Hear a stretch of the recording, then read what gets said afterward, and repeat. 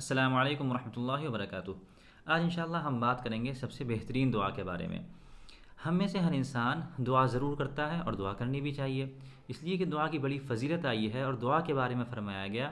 الدعاء مخ العبادہ، دعا عبادتوں کا مغز ہے، اس کا نچوڑ ہے۔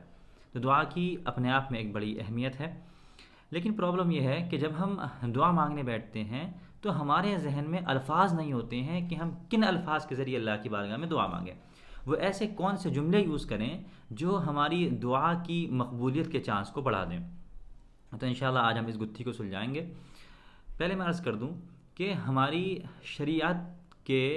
جو سورس ہیں، جو منبع و مخزن ہیں جہاں سے ہماری شریعت نکلتی ہے، وہ اولاً دو چیزیں ہیں، قرآن کریم اور احادیث شریفہ، یعنی آقا کریم صلی اللہ علیہ وسلم کی احادیث۔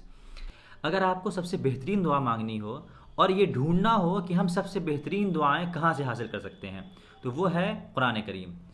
کیونکہ قرآن کریم اللہ تبارک و تعالیٰ کا کلام ہے، اس نے اپنی امت کے لیے، اس امت کے لیے نازل فرمایا، اور اس میں ربنا ربنا ربنا کئی مرتبہ، یعنی 40 مرتبہ لگ بھگ ربنا آیا ہے۔ تو وہ دعائیں سب سے بہترین ہیں جو قرآن کریم میں مینشن فرما دی گئیں، جو قرآن کریم میں نازل فرما دی گئیں۔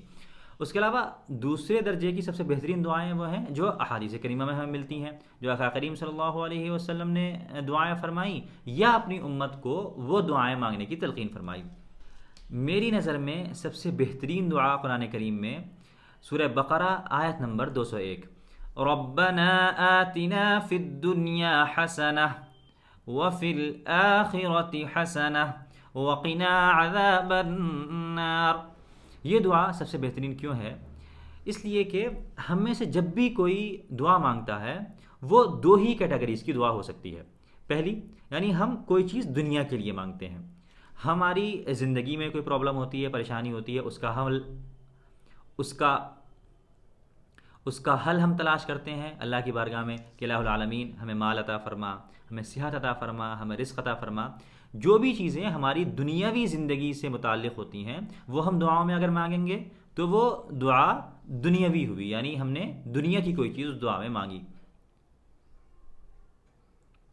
دوسری ہوتی ہے آخرت کے بارے میں دعا کرنا، کہ ہم نے دنیا کی کوئی چیز تو اس میں طلب نہیں کی، لیکن دنیا کے بعد جب آخرت کے مراحل آئیں گے اس کے بارے میں ہم نے دعا کی، الہ العالمین ہمیں جہنم سے آزادی عطا فرما، آقا کریم صلی اللہ علیہ وسلم کی شفاعت نصیب فرما، جنت میں داخلہ نصیب فرما۔ یہ تمام دعائیں آخرت کی دعائیں ہوتی ہیں۔ ہم جب بھی دعائیں مانگتے ہیں تو یا تو ہم دنیا کے بارے میں دعا مانگتے ہوں گے یا آخرت کے بارے میں دعا مانگتے ہوں گے۔ اب اس آیت کو دیکھتے ہیں جو قرآن کریم میں دعا کے طور پر ذکر فرمائی گئی ہے، ربنا آتنا فی الدنیا حسنہ،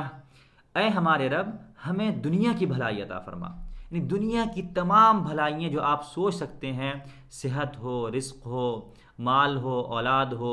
اچھا گھر ہو، اچھی ایجوکیشن ہو، جو بھی آپ سوچ سکتے ہیں وہ تمام دنیا کی بھلائی میں وہ چیز آ جاتی ہے۔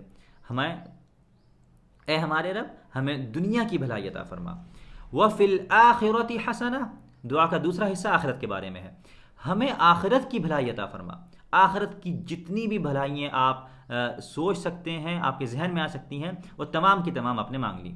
اب اس دعا کا تیسرا حصہ وقنا عذاب النار، اور ہمیں جہنم کے آگ سے محفوظ فرما۔ میں دعا کرتا ہوں کہ آپ کی تمام دعائیں اللہ تبارک و تعالیٰ کی بارگاہ میں مقبول ہوں، لیکن اگر آپ یہ دعا کے یہ الفاظ